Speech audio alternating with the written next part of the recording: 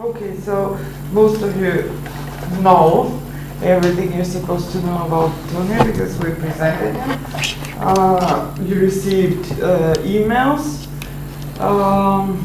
through the mailing group, students' mailing group. I can just say how I met Tony, what I know about his work, in what areas and on what platforms we have collaborated. So what links us and what brings him here to this institute and to Skopje. So we have met on several occasions in different cities in Europe and continents, also in the States as well. Tony was one of the co-founders and co-organizers of the new Center for Research and Research and Practice.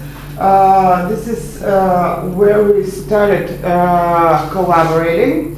It was in 2015, I believe. He was actually the host of my classes there. Then he moved on to a different position at the center. He now teaches there with Anne Françoise Schmid. What she does in epistemology has a lot to do with what he does. I mean, they share the same epistemological concept or vision, let's say. I would say it's influenced by Laruelle. I don't know if you agree with that, but it's a theory in its own right. One can look at it as something distinct from Laruelle's non-standard philosophy. He's also a filmmaker. He has produced a workshop on a film again with Anne Françoise Schmid and Laruelle, again on non-philosophy. So he's been prolific in so many areas. He's also a computer engineer, so a person who can speak about technology with both the competence of the craft, let's put it in those words, of computing, with the competence of a philosopher, and with the competence of somebody who teaches in the area of media, communications, and film. So it will be a multidisciplinary approach, I expect, and it will be interesting. It's always very visual when he presents, so I give you Tony. I do come from a multiple background, and Katrina asked me to come because I've been working in the past 4 years maybe with Anne Françoise Schmid. We're all aware of the work, yeah? Do we know Anne Françoise Schmid's work? Should I introduce a little? She works. She works in between. Yeah, she works in between. She's a philosopher of science who works in between disciplines as her specific methodology. And so what I'll be talking about is how that comes to influence my work and the kinds of things we've been doing together. So just a little bit of just a background of her work. The generic epistemology, which there's the book manual just that Katerina has over there, is a work over 10 years long that she did with multiple different heads of departments in different disciplines. So Marielle is one of them, and there's a biologist I'll talk about a little bit. And basically the way that they came to work was the fundamental failure of two different disciplines, or two people with two different worldviews, to come together and try to communicate, right? So when you have a philosopher in the laboratory, and the philosopher is trying to come up with the concepts, the abstractions, the person in the lab might not be thinking about these things, might be thinking just strictly the recipe that I must go through, the algorithm.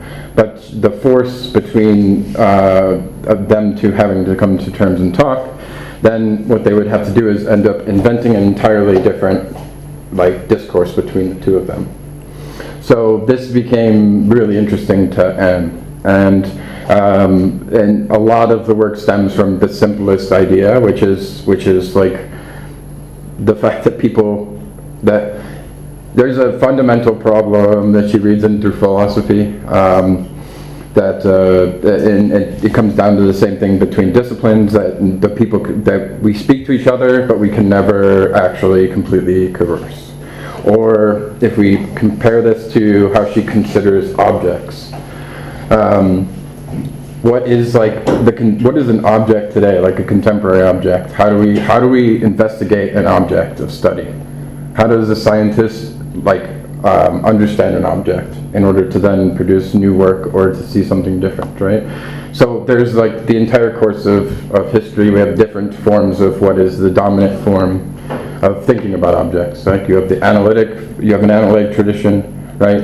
You have the 20th century, which is chemistry and all these different things, cybernetics. So we have a synthetic tradition, right? And this becomes the idea that we can synthesize every concept, every object can become synthetic. We can take different disciplines, we can blend them, and we can merge them, and we can do this. And this is where, in a pedagogical term, this is where you start getting interdisciplinarity, multidisciplinarity, transdisciplinarity, and these kinds of methods.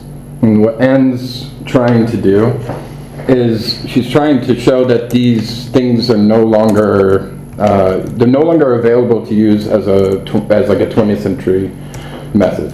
And the question is why, and does it really matter? So if you have to, I'm going to read something that we were working on as an introduction that I couldn't really start with, and this kind of brings back in what I was trying to go with. So, if anybody's aware of her work, so she did this thing in Documenta, in which she was thinking about film from the perspective of a philosopher. So the philosopher is thinking of film before film's even invented because of light. This is very similar to photo fiction, right? So there's an abstract apparatus, but I will get to why the method works. But I just want to read this as an introduction. This is like a little thing we've been working on that's not finished, but it's like a screenplay mix of form, right? So set in the future now, objects no longer can be understood through synthesis. Scientific disciplines and all the traditional disciplinary knowledge in general have lost their singular authority over the existence of their objects. And so the first scene, we're in a nondescript room with a conference table, and at the conference table it's set between experts of all kinds. It's an open invitation, and they're sitting around a conference table in no apparent order, no two people directly in front of one another. And so if anybody knows screenplay format, I follow it, but the view from one character's point of view, the image is flat as the camera is positioned from above. Amongst the characters, the detective, the contemporary situation has specifically challenged the detective business at large, and they are products of this failure to adapt. And the detective is yet to come to terms with the insufficiency of the hard-boiled deductive processes. There's the scientists A, B, and C, the mystic, the artist, and the academic. No two people with the same discipline exist at the table located in the room without any unique features, and even the coffee was a generic blend. Superimposed is the voice of the reporter, which cuts through the rain of commotion that is dispersed around the space. The reporter, scientific research faces up with an open and unknown world. Find out what, and the sound abruptly stops. We cut to Anne Françoise and me, somewhere outside the space. Anne Françoise hands lift from the stop button on the mixing board in front of them, and you can see the CCTV footage in the background. So, as the footage sits between her and I, Anne Françoise says, "We are unable to understand certain contemporary objects today without mutilating them. This first came to me with the problem in my collaboration with Jean-Marie Leguet. The interpretation of such results proved difficult from any single disciplinary position. The failure of placing these into a reality or a relatively coherent set led to serious complications of our conclusion. The problem must be defining the object of research, in which we are left with partial solutions, missing our target And then a question arose, would admitting complex objects change something in the practice of research itself? I remember, and because we must begin with a firm belief, and she says it's a common sense, yes. Yes, we must hold the work of belief that these kinds of complex objects exist, and we know them not just from your work alone. The methods of integration and synthesis combining multiple disciplines fall short when dealing with the multiplicity of interpretations in complex objects. And I'm going to email the rest of this to you, but this is like sort of a practice that we're trying to develop as we get together. These are fragments of conversations that we're having back and forth. And I sort of come from this interpretation of trying to come at it from sort of film. And this is like the introduction to a paper that we're working on publishing, which I will present to you now. But this just leads into my original thing that I'm skipping it because I gave you the slight introduction. But really what we want to know from this coming into it is we have to think of some kind of concept beyond this synthesis object. So she's going to propose to you that the contemporary object is an integrative object. Okay, an integrative object, if we think of like psychology and sometimes in philosophy, it's a process that happens before synthesis, right? You take a bunch of individual things, right? You can integrate them, which means to combine them, right? And then the final term is to sort of to synthesize them into a single object. Right? This is this practice of critique, Hegel's working of thesis antithesis.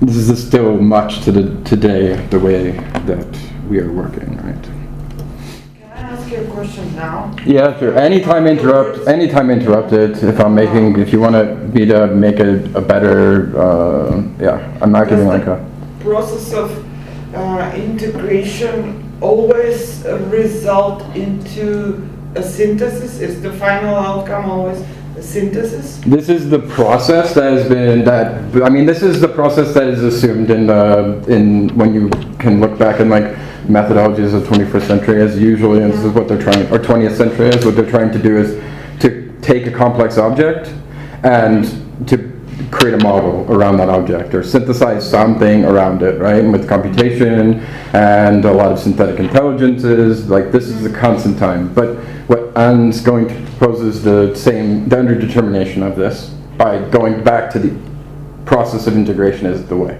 It's going to synthesis. Things will become synthesized. Things will become synthesized as they become less new, less invented, right? Because the integrative object is an invention, which we'll get to. But they will always take over, but they'll no longer be this integrative object. They lose their form, right? Yeah, this was my question. She's focusing on the integration, not the synthesis, right? Yeah. So this so she wants to underdetermine this. Mm-hmm. So okay. So we have this proposal here, and I'm going to start. So the problem is you have a multidisciplinary regime of the sciences, right? And this is where all of these different sciences all have an object in mind, and they all have a specific understanding of that object.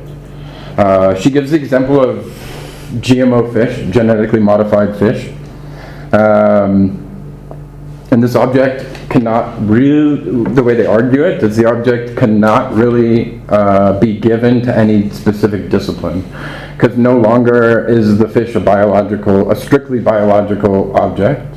No longer does the fish uphold certain things. So in a way, if this object is one of these objects. The regime of sciences all attempt to say, I have the right perspective, I have the perspective, or I have a right perspective in my specific discipline without thinking about any other thing. Every other thing is outside of my purview. And she wants that to be changed, right? So she proposes a generic epistemology, which if you know anything about the Laurelian Anne Françoise work. I'm a proponent to believe that Anne Françoise Schmid's work is like the core of Laurel's work. So, like, she's the one that nobody really knows, and she's in the, we were talking about, and she might be in the shadow of him at this time, but if you look to her work in history, you know, you realize that the theory of quantum is influenced a lot by her. A lot of this understanding of the sciences is a lot of her work. So when we go through, I do a reading of Laurel through Anne Françoise. But this whole idea of this idea that we have being in the last instance, right, which is just being in the small b, not an ontological, platonic a thing. It's in the last instance. But we know we cannot get to the what is at being. We can't. This is a question that 20th century philosophy has been asking, and we've been repeating, like, what is an object's essential qualities, right?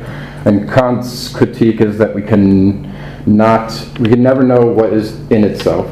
There's nothing that we can know. So he proposes synthetic methodology to produce an object, right? So if you cannot get to what's behind the object, he says that we can produce constructions in our mind and our imagination that can get close enough.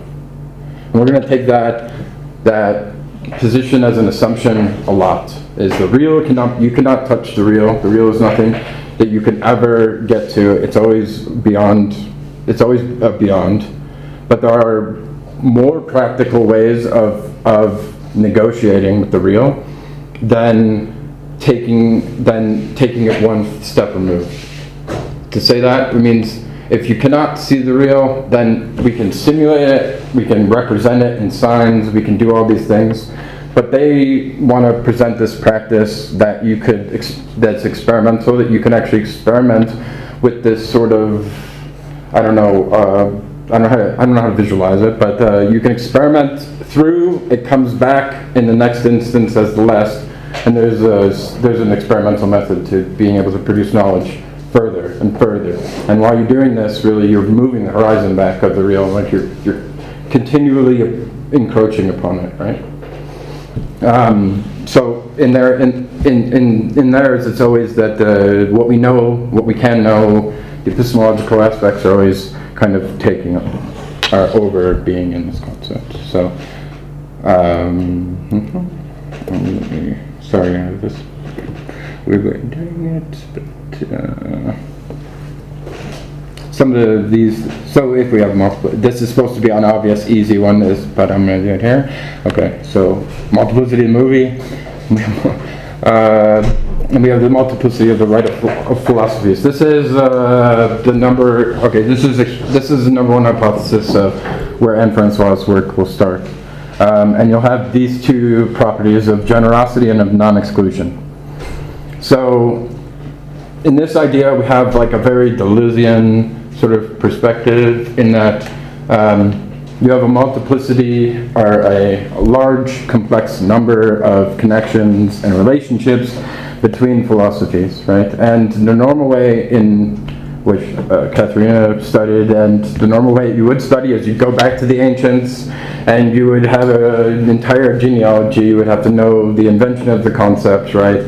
And you could go through many different organizations or creations, but you have to know you have this set of genealogies, right? But so what Anne Françoise wants to do is sort of like level this hierarchicalization. She wants to say if we have all these connections, the philosopher is not supposed to like navigate through a genealogy, right? But sort of pass between them and move between them sort of fluidly given the point of departure. So given like where she's at, she's going to bring in specificities of philosophies, fragments, and things like that. But let's try to bracket it here. This is not postmodern, sort of like postmodernist philosophy that like upholds like the ideas of multiplicity and singularity in the way Deleuze has it. There's a switch, and it's a very small one. It's one I can't really explain that well, but I just want to bracket it for this. So we have the idea of generosity from her. Says that we will take, and these are all assumptions, you have to actually orient yourself to accept these, otherwise there's no really proof to them, right? But there's a method that's possible to pass from philosophy to another, right? We can do this by, Laurel does this, he calls it the philosophy n+1, she calls it the discipline n+1, which is this ability to pass. Now, I haven't shown you why or how, but that will come later. And the idea that there's a non-exclusion, that no two cancel each other out. So this is, and I could say that this is really important for her when we discuss, when you discuss like her viewpoint of 20th century or synthetic thinking, right, which is based on the mode of critique. So she wants to also level this out, and this could be discussed. But she has this way against critique. Critique usually excludes, right, by or encroaches upon and takes one in, and kind of like sufficiently deals with it. But she wants to have it somehow where all of these perspectives, all of these things, sort of all stay on the plane in existence without canceling each other out. Maybe some are taken a little bit less out of view. That kind of happens through the process of of a contingent group of people discussing, right, in time. But you're not allowed to exclude. There's no exclude. So this is like her political. You can bring a lot of this into this. This is like the idea of the generic. I don't know why it's going outside. There's also a multiplicity of art forms. So we've been dealing with, we've been dealing with philosophy right now, but let's think of like art or aesthetics. The group that we work in is multidisciplinary or interdisciplinary, whatever you want to discuss it as. We've worked with artists, she's worked with many artists. You have all these different forms and all these different ways of going about being art, sound, music, all these things. And what she wants to do is take as a philosopher takes fragments, as the artist can take fragments, as they can take fragments of each other, right? There's a way that she wants to bring artists, philosophers, and other disciplines into inventing these things. And where are we at here? Okay, so the other concept here is the generic space. And what she calls it is a non-synthetic combination of heterogeneous dimensions. So the way that she will understand a discipline, for instance, is based on, if we look sort of here, and this is a mathematical boundary condition. You have this sort of differential equation, which is, and this differential equation can solve for a single discipline's multiplicity. And the boundaries along those are conditions in which they must be met in order to define this differential equation. So what you want to do is figure out how to transgress these sort of boundaries. And we'll find on the right here she's going to use the mode of the superposition, which is something that goes through like the Lorentzian quantum, and also in his newest book in Tetralogos, in which he talks about music, because you can consider superposition in terms of music, which I will also. I don't know why it's not going. Sorry. So at this point, I'm trying to introduce concepts, and then I will go back through them and give them more depth, right? And then, okay. So no, this one. So the imminent failure of these contemporary objects, which is an orientation or a way of dealing with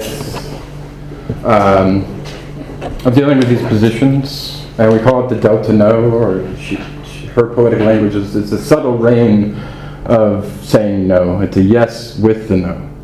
And what I mean by this is there's the yes, the affirmative process that you always affirm in which you're there, right? There's a completely positivist stance. There's negation, critique, right, which is the full no.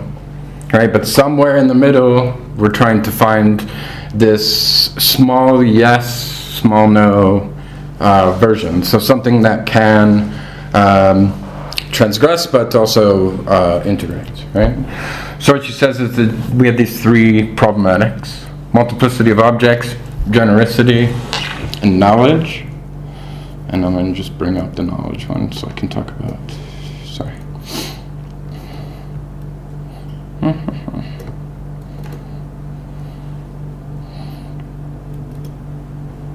And you have knowledge and common sense. Okay.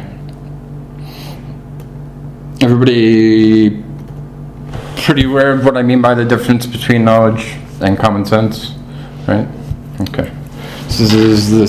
But the problem is that common sense, is driven, obviously, by, well, it can be driven by ideologies or structures or any sorts of things.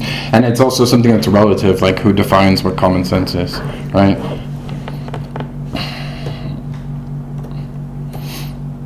So back to this. So if we have these three problematics, our version of the no is going to be dispersible in the sense that it disperses amongst all things, but it does not. It's not Nietzschean. It doesn't break and destroy every single thing. It does not remove the object. It constructs things around it or forms around it. So the state of the Nonart is sort of like this theory here that they're working at Paris mean, right? So it's the fact that there is no mother discipline, that each discipline deciphers their own knowledge and their own non-knowledge. So in the sense here that everybody can come with a perspective of what you know and what you don't know, and it's decipherable only by you, right? But you iterate over each discipline. So what does the state of the non-art mean? It essentially means you come into a discourse or a relationship where you are trying to let's see. You take the position of accepting that you know only a specific part, and what you're trying to get at is what the non-knowledge is. And when you iterate over all of them, what becomes non-knowledge is the focus or the discursive object. This is the practice that they do to design. Here we have that we can create generic space through the open secret of non-art. The open secret is her message. It's her wording for the fact that the two cannot converse. But we can pass from one discipline to another, and we can translate them at the horizon. And I will get to what that means.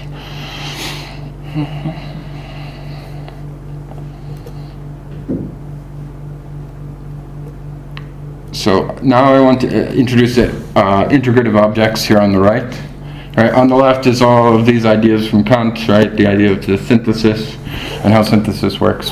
But on the right we have our integrative objects, they're unbreachable epistemological barriers, they're irreconcilable differences in value, they're worldviews that prevent any synthesis or coherent understanding between disciplinary perspectives. You have the problem with philosophy down here with Laurel, right? Is the principle of reversibility, and in reversibility of the actual and transcendent, you actually hallucinate the real itself. This is, I feel like I'm going back to what I was trying to introduce quickly without any slides, so I'm just trying to go back through these really quickly in my brief introduction. So you have this sort of the problem with philosophy is they end up hallucinating the real back to itself. So non-philosophy integrates entities as one, which is opposed to the standard synthesis as one. Okay, I'll tell you a little bit more about integrative objects. Here, sorry. Maybe I will if I can find.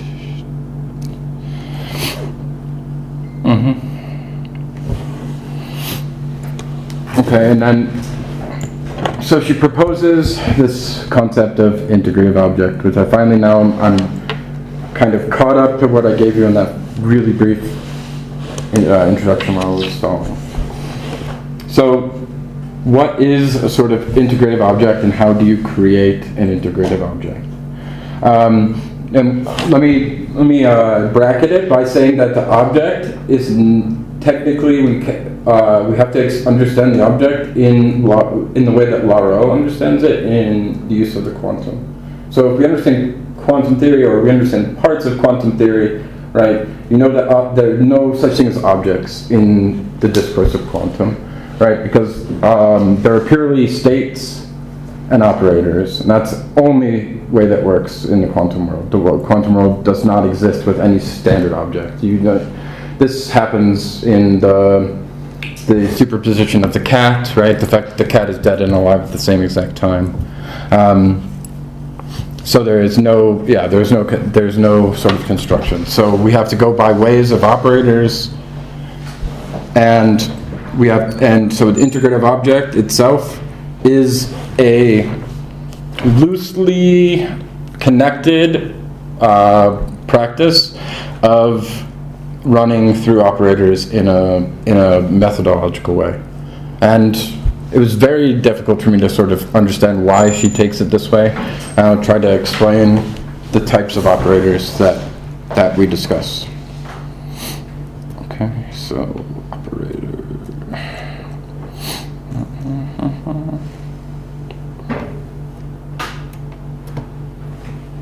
Sorry, it's all on here. Okay, so we're going to look at three types of operators we've been looking at for the past few years, right? Which are fiction, future, and virtual.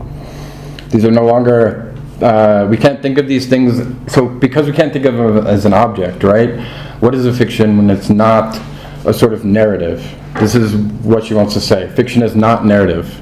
So it's not something that we tell in a story, although it may be, but it's not the interesting version. Fiction, for her, operates in the way that it operates in mathematics. So there's a very good book called The Philosophy of As If by a German philosopher, Warhänge. And in this book, he's post-Kantian, he's like 19th century. But in this book, he talks about how fiction is a bridge between every discipline in order for them to establish their object. He goes through in every field. He looks at mathematics. He says mathematics needs abstraction. They need to come up with fictional terms, things that don't exist, things that don't pretend to the real, in order to version the real. You need faith in religion. And so he's looking at all these different forms. So we need to look at fiction in terms of an extension. So she calls this, by the way, without, and I'll explain in 1 second. But right now, let's just think of the fiction as a vector. So as a vector in terms of a vector has a sort of magnitude, right, a sort of size or scale, plus a direction. So it's moving away, right, and it moves with some sort of scale. So that's how she thinks of a fiction, like as a movement, right? So virtual is almost the reversal, right? And it allows us to sort of pass between states and scales. And the future is a cut, which is an interruption. Another important thing, which is sort of like paradoxical, is that future is space in her context, not necessarily time. Usually we think of future as an orientation towards something that's about to happen. For her, it's you can kind of bracket it if you know Deleuze, but you can think of, in Deleuze, there's an orientation of the virtual that you can enable at any given time in the present, right? It's already there, and it can be actualized. For her, we take this as an assumption, and for her, the future is something you construct as a space, as a spatial construction, which becomes this generic space. So we actually have to create, the construction of a future is like almost literal for her. Okay, so let me show you the process of the without, because that's like the concepts. Now I'll show you how kind of we can work it through some examples. And I'll slow it down here a little bit. The method of without. So the method of without, this is the fundamental method in which I can explain Laura and Francois, or how this sort of thing works, right? It's by a concept called underdetermination. This obviously, in its opposite, assumes that things are overly determined in our world. We have to know everything about them, so we overdetermine them. Therefore, we need to express a move of removing things. We need to select things out, and this is, we don't know how to do that yet, and we're figuring it out. But by removing its essential feature, you end up dislodging the object from any kind of conceptual understanding. We'll get this is the next slide. But we know this as, the without is like a suspension, right? And we don't verify it. So it's like it's a non-verifiable hypothesis. And these exist by,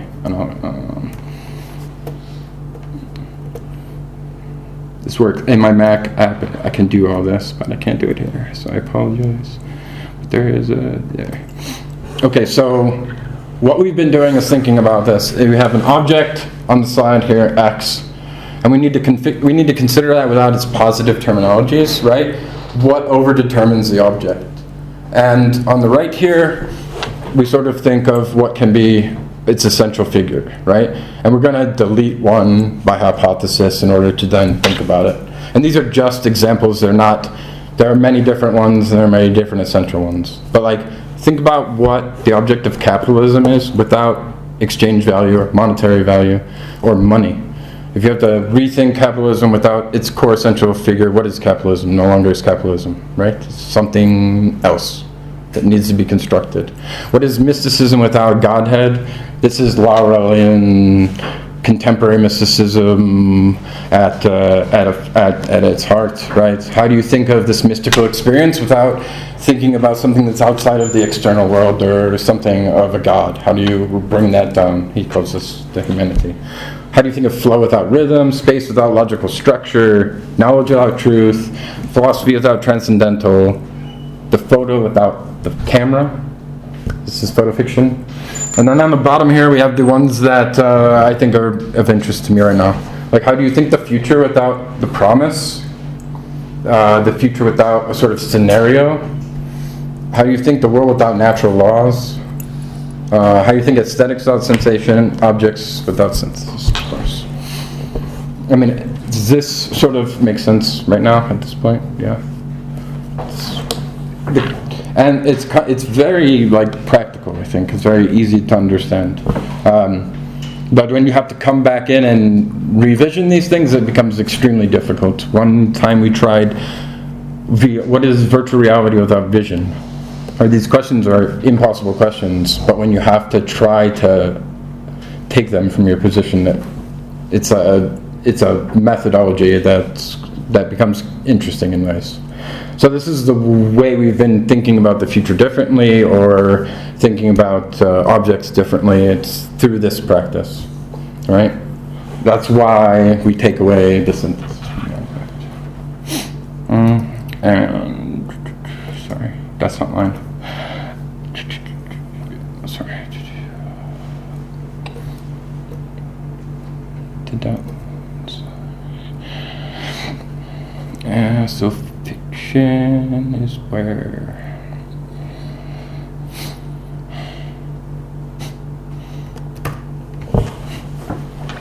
So you have the idea of fiction.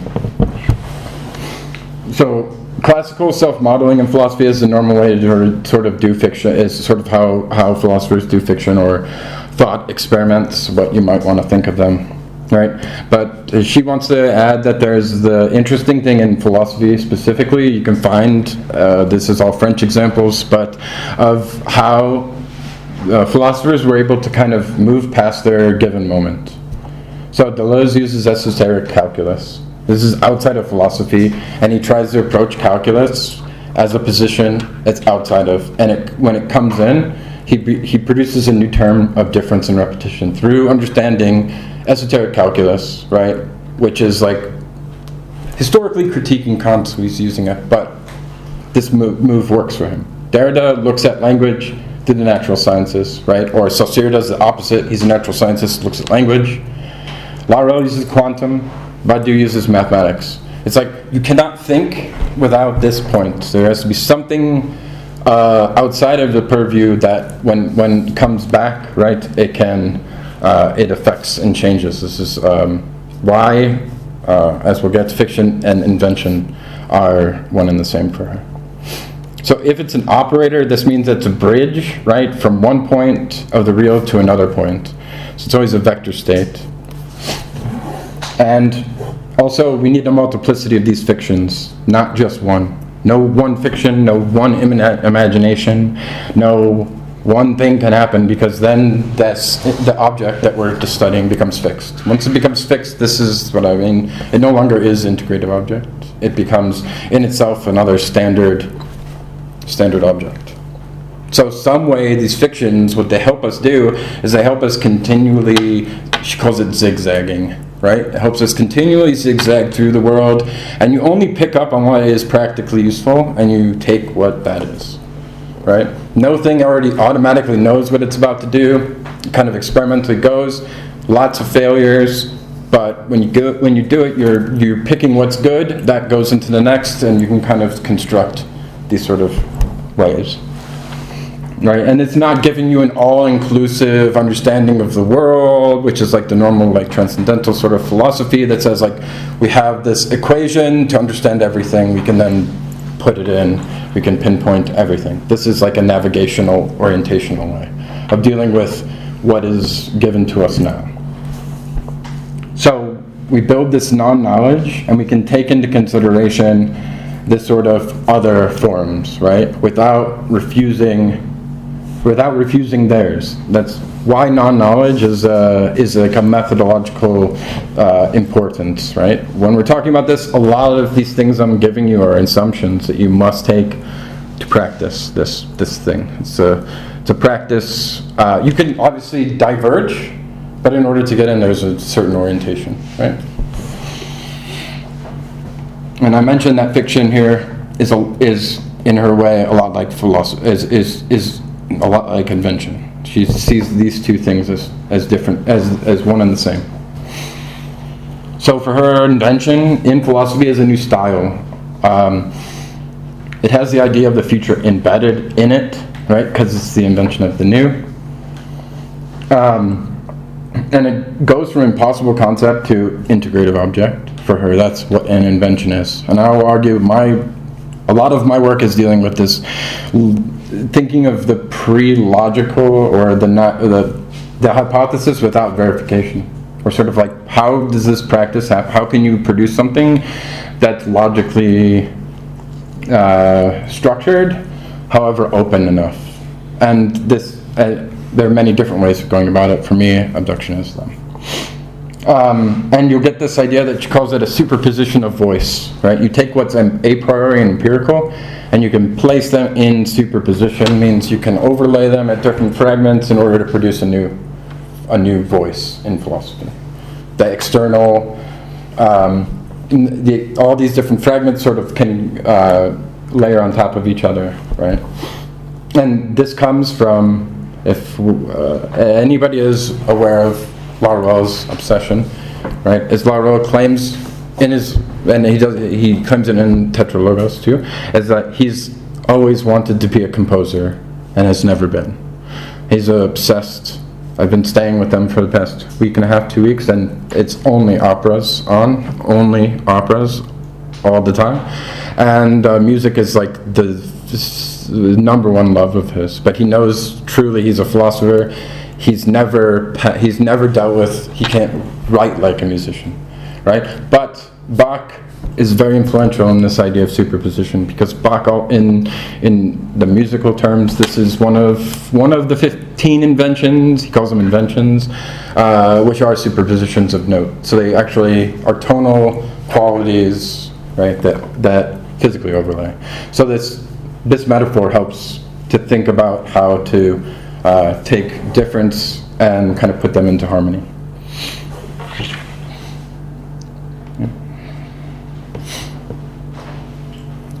Okay, so from from there, I want to talk about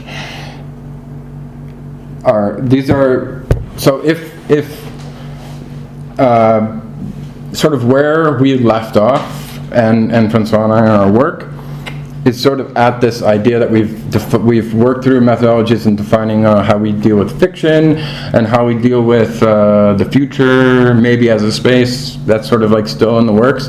But now we're thinking about horizon lines. So like the horizon in our view dictates, right, what we know, or the horizon of our boundaries is our world, right, if we consider conceptual possible worlds.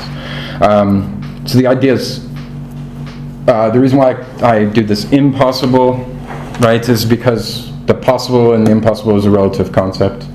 It's usually standardized or stated. There's some cut that says what is possible and what is not. Sometimes the Rancierian concept there is that the state of affairs, what dictates, the state of affairs, the police, what dictates what can be said and what can't be said, right? And that space is where the impossible and possible is. The horizon line exists now at different scales, right? And I'm trying to take this and continue her mathematical object. So this is like my sort of trying to think about what really makes the scalar function, if we can consider the horizon as a scalar function, what really makes it work, right? So this is my sort of trying to put into terms completely right? But it's some sort of like pedagogical variation. You have at the opposite, you have here at one end you have one discipline, at the other end you have a second discipline. These are many, many disciplines, right? And they're in brackets, right? Because they're considered to be multiplicities or matrix. And here you have a sort of new form created inside of the generic space, right? You take, these points exist all across all this entire projectile horizon. But here's fiction as a vector, in which I'm talking about, right? And here's the virtual. And from this, we can establish, there's a sort of horizon line established. So I'm actually using like a physics example here. This is how the sun sort of sets the horizon over it.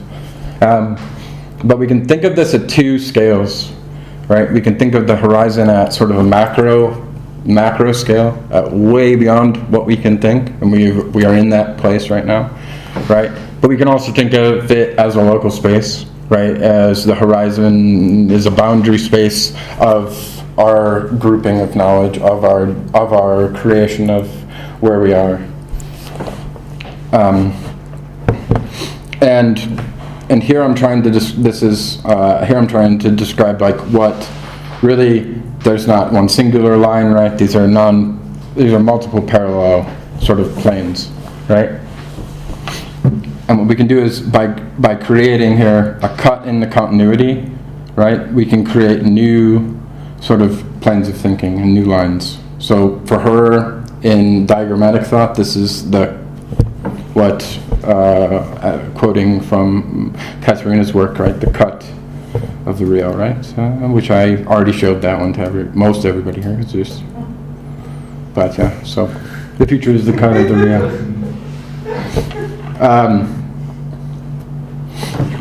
But I mean, like so we're trying to think of the concept of the horizon in terms of possible and impossible worlds.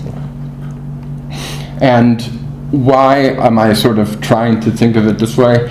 Is because we need to be able to think of these. We need to be able to think of these things in some way beyond, I don't know, Timothy Morton's hyperobject, or I don't know, these other sort of like extremely big sort of concepts. Or the impossible is sort of, this is a brainstorming, like how can we think of what is impossible, right? So we can think of it can either not be visualized in space, you can't see it, must be impossible. This is the flat, if you know the story Flatland. Do we know the story Flatland? It's a mathematical fiction in which a flat square is on a plane, right? And it's on a square world and a flat world, and that flat world doesn't experience third dimension, right? But at one point, this apple, a 3D object, comes down into the space and freaks the fucking square out, like, completely. The square does not know what to do, because out of nowhere, if you think of the way that a 3D object is going to interpret a space, only these slices through this are shown, right? So if you think of how two-dimensional character would see a 3D space, would just see these slices come by and have no idea what's going on. So it sees it and thinks, I'm crazy. So the apple gets pissed and kicks him up into the air, and the flat square is kind of like doing this and floating, and he realizes that there's depth, there's a height, right? Why he's coming down back to the earth. And the whole point of the story is that square then goes to every other square and says, I know, there's something else. It's called up. Like, and people say, point to it, and he can't, because he lives in a 2D world. Fundamental error, right? I mean, this is like the idea of it can't be in the space, right? It contradicts everything about our construction. We can not point to it in a rational way, right? Also, it cannot be without contradicting. This is another way of saying it. It's a denial of the possible, which is like a political mechanism. Intimate negation of the possible, which can be a sort of like we're trying to recover from areas of madness and other forms, different aspects in which this intimate negation of the possible happens. The logical square, which you can see here, which is proposed by Kant, right? If we cannot put the object inside of this logical square, it's a failure. If we cannot see it for its contingency, its chance, or its necessity, its essence. There's a shadow of the known that escapes the known, or the veil behind, whatever you want to think of. Kant's example was that there will be no Newton of the blades of grass. Fictional worlds, the next three are pretty much my real passions. But can we fictionalize impossible worlds? Of course we can, right? This happens. But what is this? So we're thinking of fiction without symbolization, which would produce fiction without narrative. How do you produce that? That's also impossible. The mystique, right? The experience of a miracle is impossible. And then the chimera, right? The true anomaly. So if we can then categorize the impossible in this way, we can then deal with, we hope, then we can deal with all of these new visions and these constructions of possible and impossible, right? It's impossible, for some it's impossible that we can reverse this current state of where we are in the world in terms of the environment, climate change, right? This is an impossibility. It's possible to some, but we can see it as an impossibility. But how do we sort of like invent new concepts that can deal with the impossible in a way that is can we construct fictions that can deal with impossible in a new way, which could be like mathematical inventions, right, that expressed that needed to invent new domains in order to express like motion.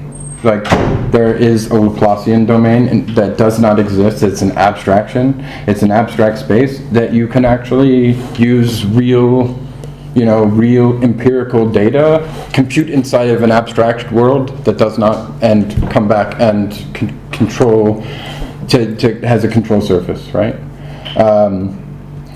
So this sort of, in an analogy, this sort of invention that mathematics does, we can sort of do that with these impossible worlds. We can create new impossible worlds, right, that might bring us new satisfaction, new ways of dealing, or reinvigorate sort of our practice. And I know I'm like super close on time, but I have like just, I can. So we have the 2 more slides, really. I mentioned that mysticism is a very important, thank you, a very important sort of like concept to me, but also an important one in terms of the impossible. And I sort of want to take this from there's a Laurel and there's a Laurel book on contemporary mystics, right? But we want to consider this mysticism, which we consider as a point of contingency in the invention of objects. What does that mean? Well, I can give you a more French definition. It's the music and the color of genericity. But let me try to explain it here. I give it to you in detail because it's the best way. Right, there are orders, states, there are trajectories, which I've described. They may be local, temporary mergers, right? There are mystical moments, right, which make it possible to conceive objects differently without immersing in a single order as fixed, but while still trusting it. So there is this belief or faith. But we're removing God from all of these things, so it becomes a sort of practicality. The mystic moment is sort of like, is this a move that reorients and makes you think differently, and it happens based on a belief structure, meaning that it has no logical assumptions ahead of it, right? No deductive or inductive logic, but it's just taken for what it is, and these happen during, like, almost like in a weird occult way, when we sort of like mix these materials. There's moments of fusion, right, that can sort of make these things happen, and can describe it. And I want to describe that we're trying to bring it into this idea of abduction. It's sort of the last thing I want to talk about before I try to give you just briefly practical examples how I'm trying to use this. But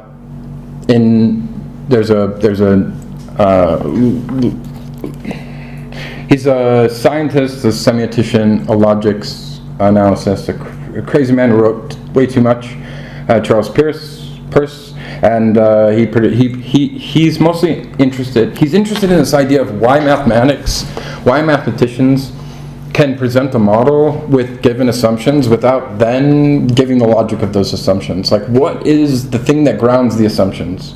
Because math always does this. And this is what he's proposing in an early work in the 1900s. And he asks this question, right? And he then gives this theory of abduction, which has changed for the past century. Nobody understands it correctly. There's hundreds of different ways, but it's a super interesting concept to me. Just my last slide. How can we think about abduction in this sense? I want to say that abduction is like what happens in the mode of invention. It's my lab. Where? I'm sorry. There.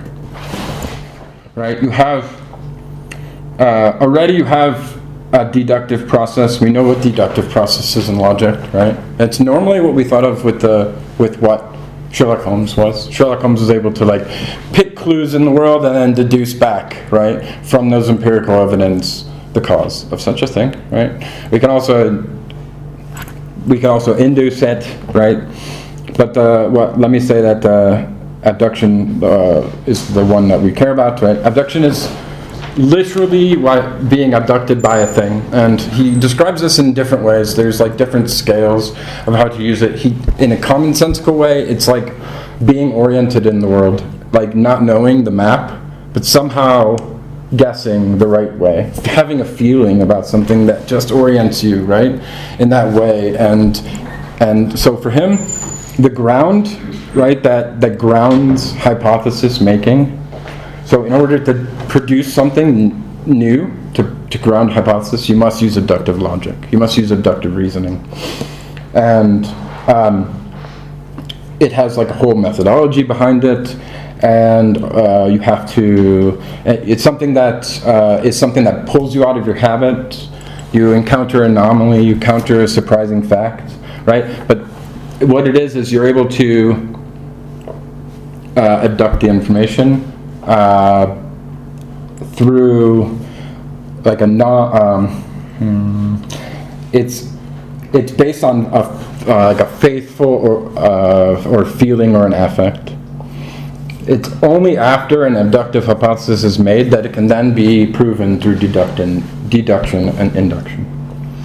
Right? So what I'm trying to propose is, not to you, but to our group, is that there's a sort of point of contingency that happens, right? Where there is some given affect orientation in the mode of this discursive method that orients us in a way, and I want to say if we can ground this practice of abduction further in a lot of the contemporary work happening in AI and cognitive science, there's a lot of very interesting things that we can use in this method, because abduction is actually used a lot in computational logic for agents that don't know their surroundings, right? And they have to abduct. They have to gain from just what they have, right? They have to understand their world.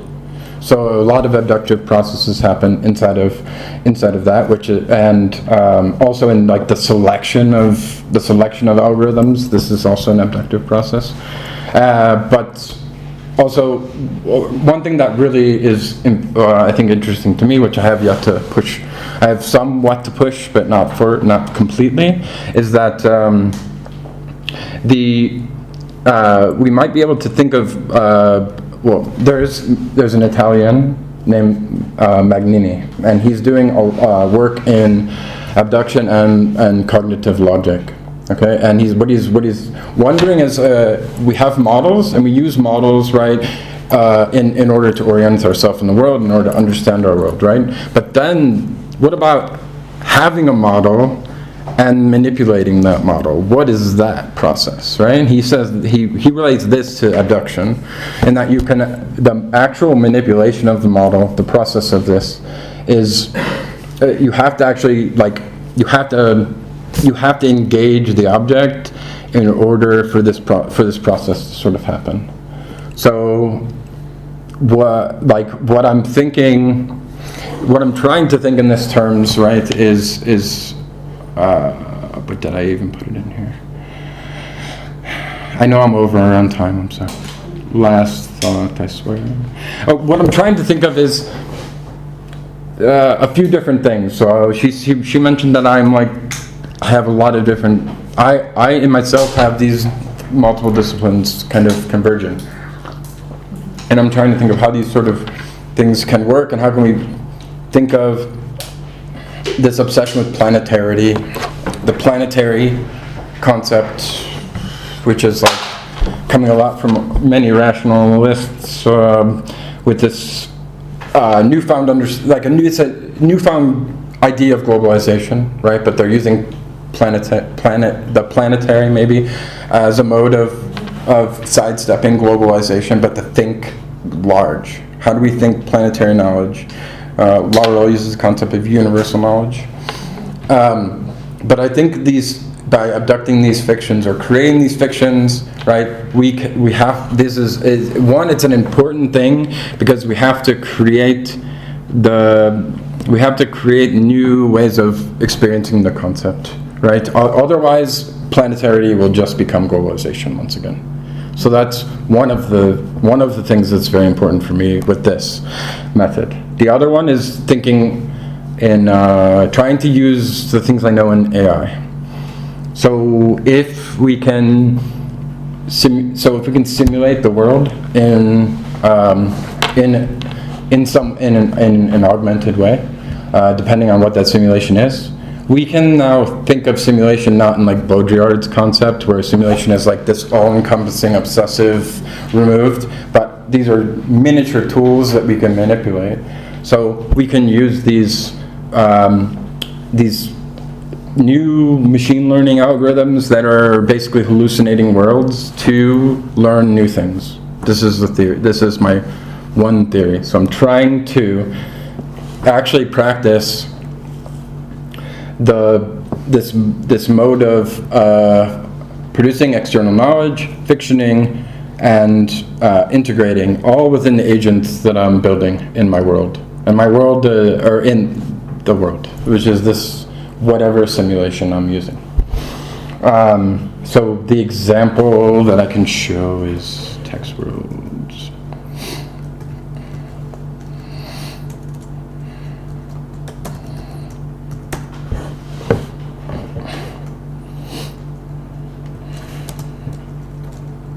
Microsoft.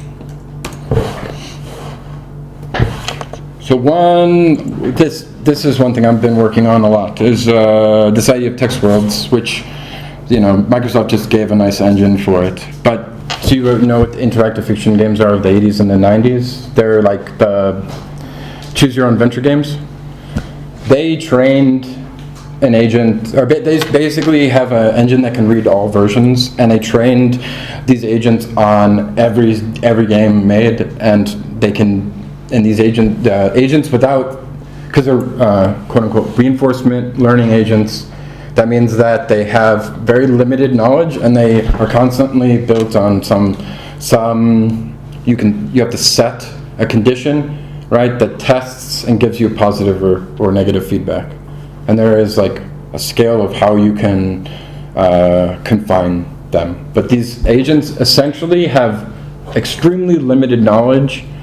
Like they know the syntactical structure of the game, but they don't know like embodiment and the world, right? But what they found is when you can train them on knowing how to beat this world, that they actually learn embodied tasks that are generically built into the world building of the game. So a lot of these games are like, you see a closed rusty toolbox. You have to open a door.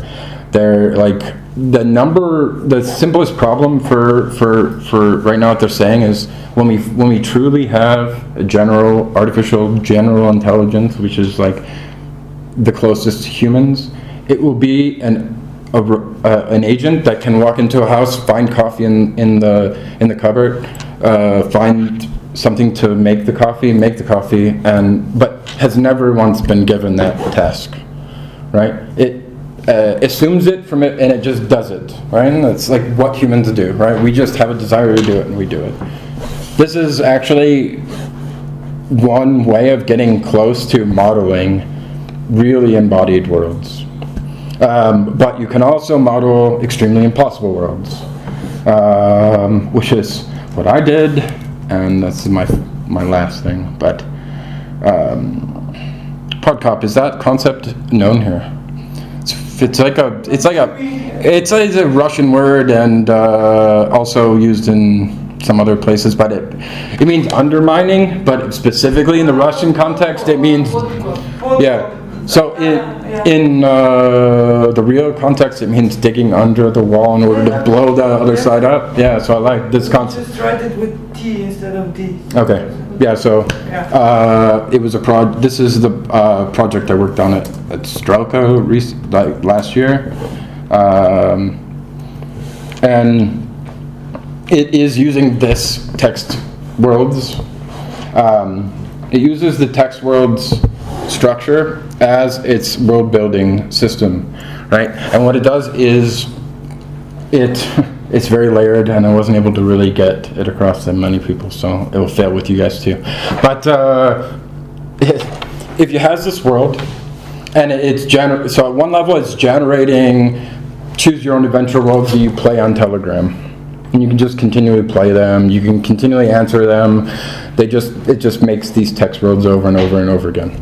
But to make these worlds really alien or weird, I had to do some parameter modeling that was not normal, right? Or so if you normally have models that are trying to understand the city, because this is a very urbanist project, then you would normally have a camera like this, right? And you'd be able to visualize all of these characters, and I could use these parameters, right, I hate saying myself. And I could use these parameters to construct the story. So I could say that there's a person with a yellow hoodie, you know, walking, and I could just start building that into the story. It's a very boring part of it, right? But what I could do is, or what if you take these, if you assume that which we are, but you're in a multi-connected world, and you assume that you have all these different sensors that don't have many correlations between them. So how can you find the models of independent objects that have no correlation to them, and how can you use that to produce, or how can I use that? My question was, how can I use this sort of impossible combination of sensors to create impossible worlds in text worlds? So the suggestions that we gave, right, were pretty simple, but they were like, if I can see here, yeah, okay. So like here is one of them. So this is LA, and so in LA, which is really Silicon Valley obsessed, right? So we just imagine this future of ingestible sensors. This is happening, right? So you can check your biome and you can scan the biome, right? But we combine that sort of with different the movement of food through ports in LA, and we basically put those things in, and I had it start generating images of the world. So this is images driven from a simulation of an impossible model of sensors. Does it make sense or no? No. There is one theory that you can that you can take information, abstract it at a level that can deal with non-monotonic models. You can take animal tracking reports with, this one's always hard, I can't do the spatial. Animal tracking reports with soil and the betting on the local game. And there are actually processes that create models that can work for them. This is a computational theory of impossible worlds. And I try to combine these models to sort of create these worlds that are then fed to the user who has to play them in some rational way. In that way, it's fed back to the agent, which was in the middle, who learns what deviates from the normal plan. Okay? It's completely work in progress at this point. It's not completely thought of. But I'm trying to think of this model that we use in a very disciplinary sense in this agent of simulation. You know, how to think impossible worlds in this way. Other things are like this more simple ways, or like thinking about vision and how machine vision can see things that humans can't see anyways, right? So they have a different conceptualization of film, for instance. Like a machine will see film not like we would. So I did a failed project with the New Center, which was like artificial cinema. And I tried to make an algorithm that made an artificial film. And it was like just images of humans, which would never happen if it was truly intelligent and if it was truly machine vision. And that's how you know that was a failure, even though people loved it and thought it was like ooh, AI making film. But it was literally just humans, which is how you know that somehow the human constructed it, because there would be no correlation like that happening in a generative algorithm, right? So I want to see how these visions can have, in the way I was trying to explain the analogy of the Laplacian domain, how these new sort of like weird alien sort of worlds that now we're producing can be used to think about simplistic concepts of movement, like embodied intelligence. It's hard. It's yeah. Hopefully, it will be more clear as I go.